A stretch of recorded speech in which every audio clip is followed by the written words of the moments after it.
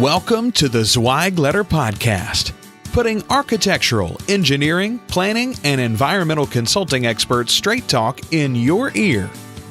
These podcasts deliver great interviews with industry leaders and Zweig Group's 3 decades of invaluable research, leadership, management, marketing, client, and HR advice directly to you, free of charge. The Zweig Letter Podcasts let you develop personally and professionally, wherever you are.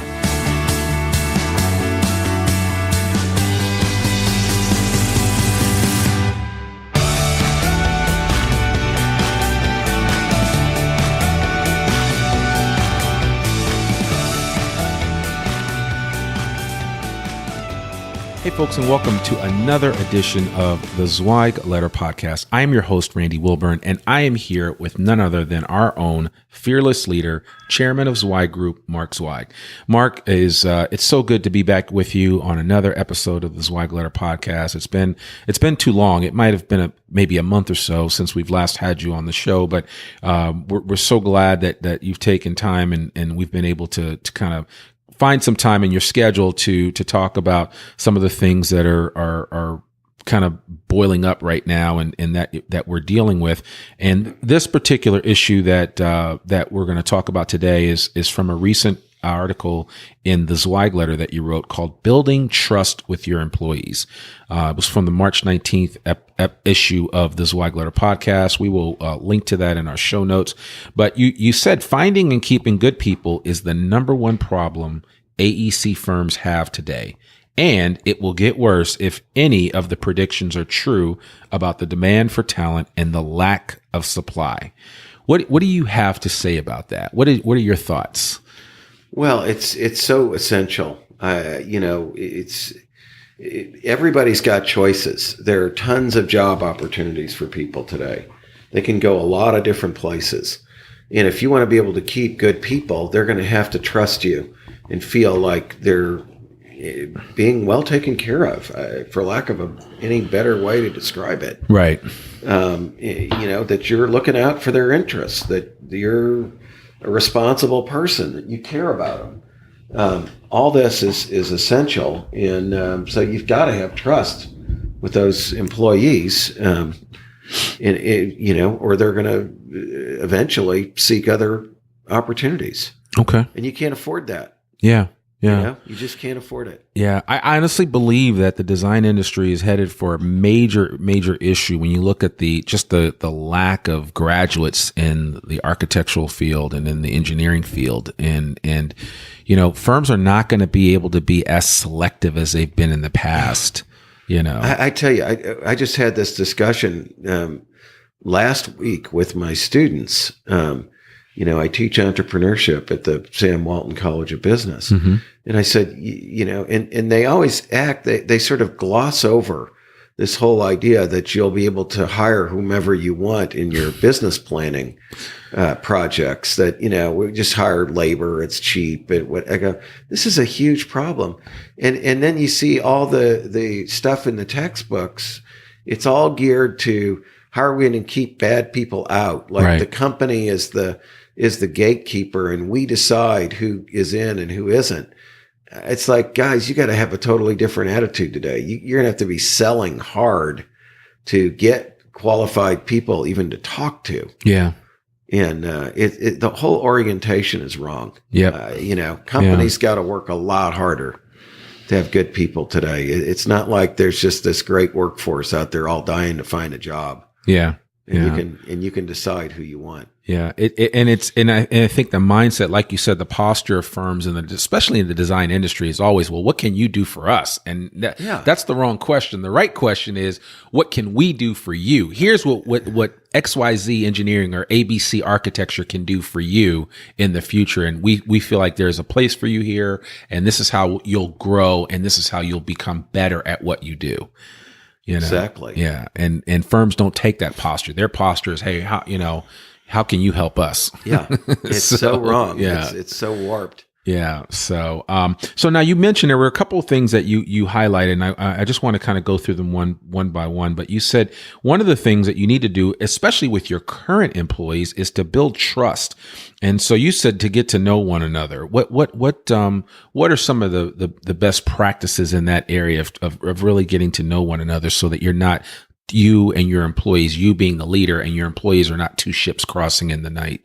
Yeah, no one's going to trust you if they don't know you. So you've got to spend time with people. Yeah. It's who you spend time with is who you think is important. Yeah. And so that means you got to go to lunch with people. You got to sit down and talk with them. You got to go visit them at their office. Yep. Certainly some of the social gatherings for the company, those can be important. There are a lot of ways to do it, but you've got to be someone who gets out there and gets to know people. Yeah. You can't just sit in your office and be the Lord and master who rules from afar. Yeah. It's not good. If you got a multi-office operation, you got to go see those people. Yeah. And I'm glad you brought that up, because I know you've been a big fan of kind of management by walking around, and you've always talked about that and the idea of getting out of your corner office to go see people. What advice would you give to individuals that have like a number of employees working in remote settings, not necessarily a remote office where you would go and visit 10 or 12 people, but for instance, we just met with a client yesterday in the Oklahoma area where they actually just recently put a person in Phoenix. Yeah. And it's somebody that used to work for them in another office, and now they're working in Phoenix and in a remote work location. Sure. Now, they ultimately hope that office will grow, but if you were the leader of that organization, how would you manage that particular individual that's in that situation? It's hard. I mean, you can't just always go see people when you're not getting paid to do so. Right. But of course, it's best if you can work on jobs across company lines. Yeah. That's the best way to really get to know people. But you got to call them. You got to talk with them. Yeah. If nothing else, you got to talk to them on the phone. Yeah. I thought it was genius that this company even brought this person in for a day training. We did a 1 day project management training with them, and they brought this person in from Phoenix. They brought 2 other people in from Manhattan, Kansas. I mean, I thought that was kind of cool that they had the foresight to do that. Yeah. That's a good thing too. Yeah. Yeah. You got to bring them back to the main office, just like you have to go see them. Exactly. And I know that's always been big for you. I know even here at Zweig Group, it's always been important for people to understand the culture of the company, and it all emanates from one place and goes out from there. And even when we were based in Boston, we used to bring our folks from San Francisco over, people that we had out in Kansas City, people that we had in DC. We brought everybody into the fold and spent time with them. Yeah. Which is costly. Really, it is costly, but it's worth it. I know. Yeah. Because I always felt like I knew everybody in the company. Yeah. There was, and I had friends, and I still have friends to this day because of those relationships that we built up. That's your nature, though. But yeah. But that's okay. I mean, I think it's important. I really do. It is. It definitely is. So, how about including them in the business planning process? I know that a lot of firms keep everything close to the vest. They don't like to share too much information because they don't want a mutiny on their hands.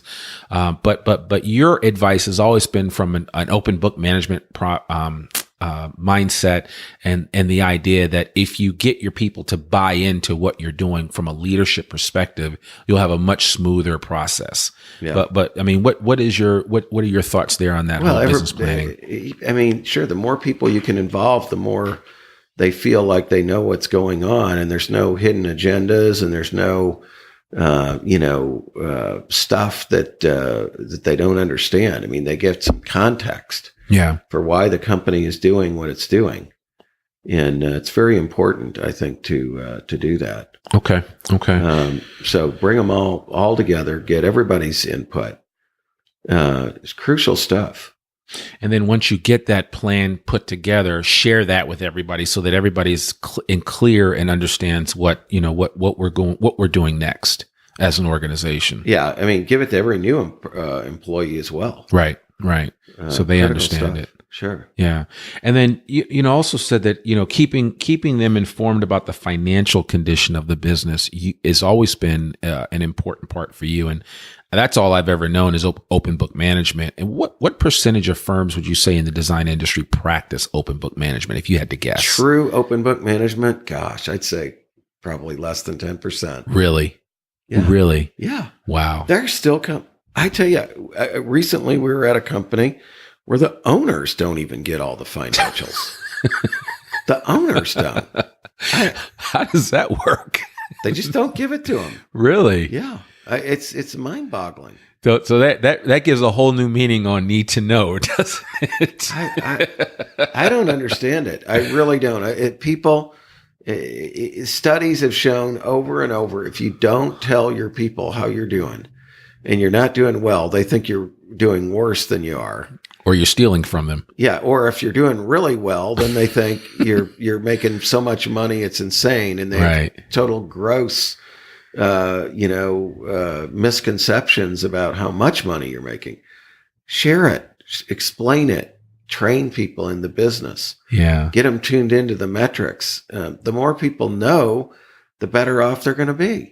Better off you're going to be. What is the number when you do go into firms and you suggest this whole idea of really open book management? What is the number one rebuke that you get in reference to that? They won't understand it. Okay. That's it. They won't understand it, or they'll think we're doing too well, or whatever. They'll think they deserve more, or they say, well, I don't want to tell everybody what everybody else makes. Well, I didn't say that. Right. That's the other one. They automatically assume that means everyone knows what everyone earns. Right. Not saying that. Yeah. Because we've never operated that way, but we still know what's going on and how well we're doing. Of course. Yeah. So, well, I mean, I think that's something big that folks need to keep in mind, especially with getting your business plan together and sharing that information out with as many people as possible. And then certainly, if you can operate from an open book management perspective or want some ideas about how to go about introducing that into your firm, you can certainly reach out and reach out to Mark. I'm sure he would be more than happy to give you some ideas. And sure. I mean, he's written a number of articles in the Zweig letter about that. And so as you subscribe to the Zweig letter, which is a gift that we're going to give you at the end of this episode, you can go back into the archives and look up open book management.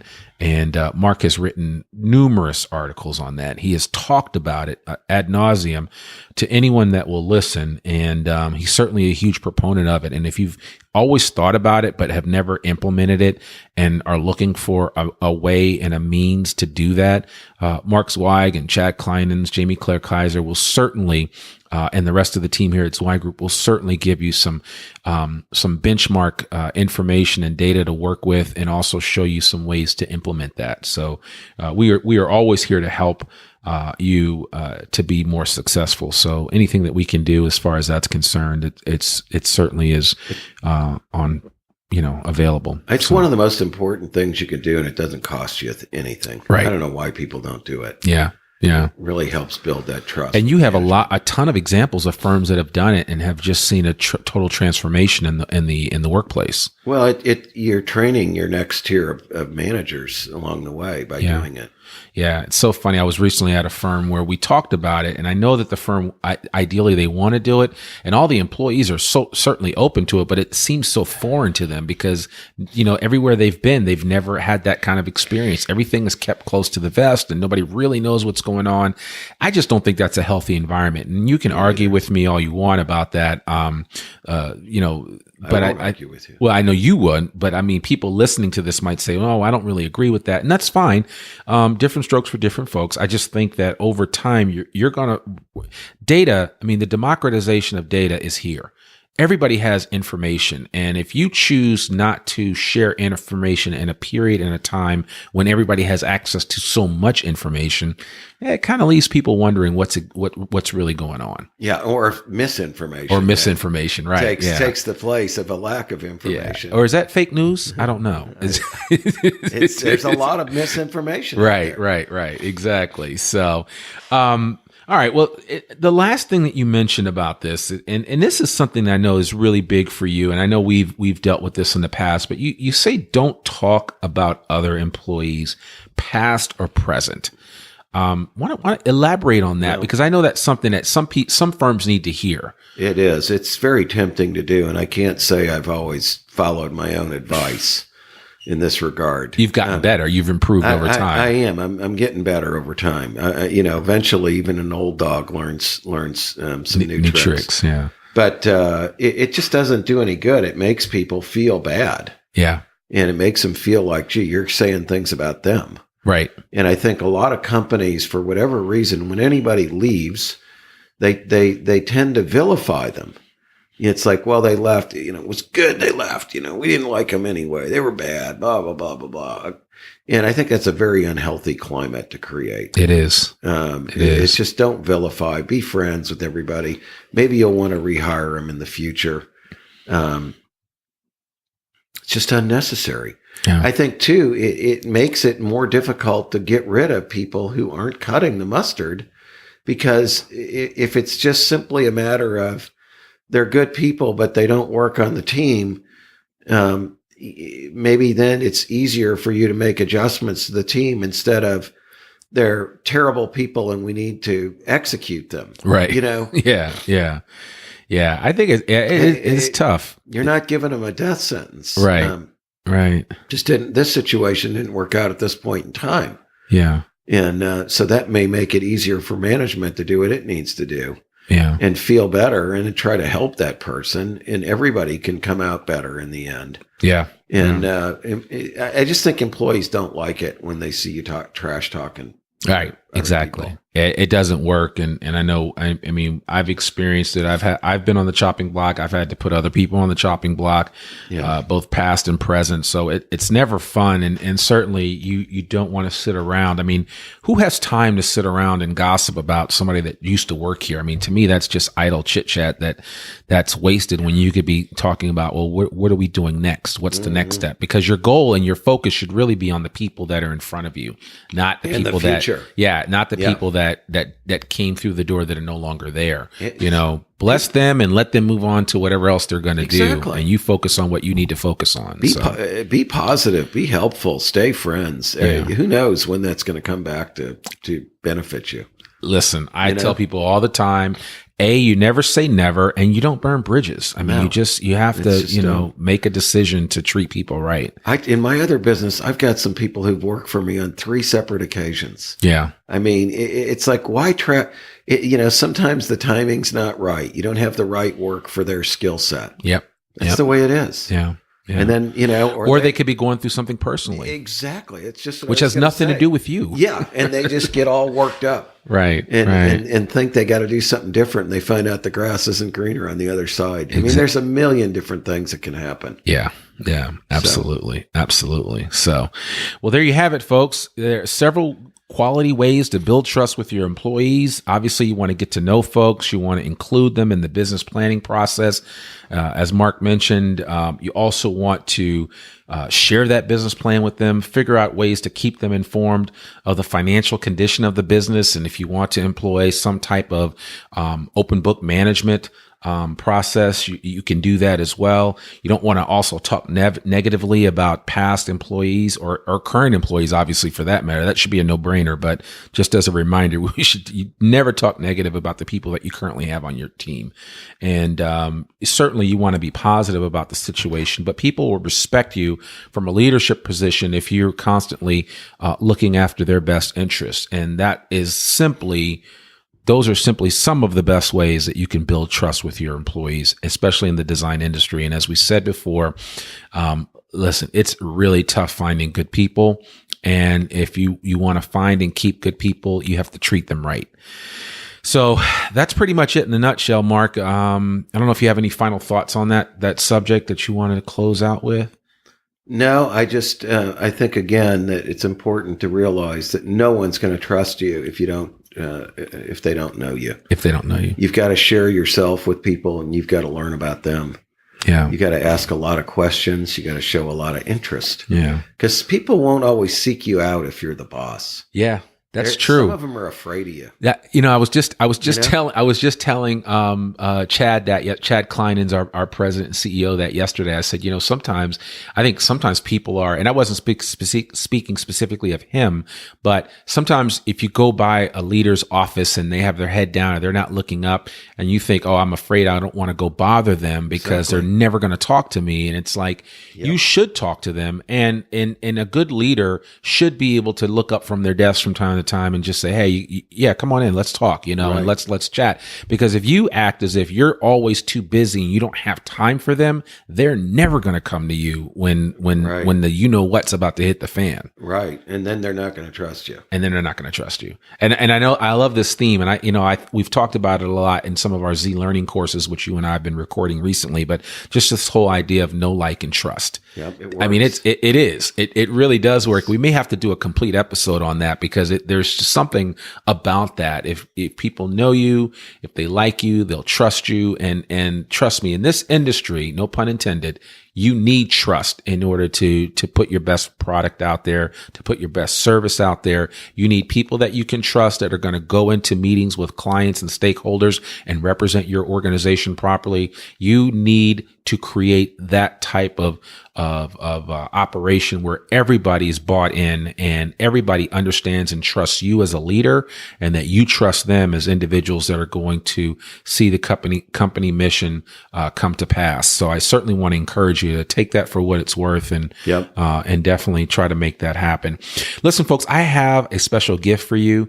If you haven't already heard, the Zweig Letter Digital Edition is free. That's right. You've heard it right here. FREE. Just go to zweiggroup.com, click on the Zweig Letter icon at the top of the page, and that will take you to a simple sign-up sheet where all you have to do is put your email address in there.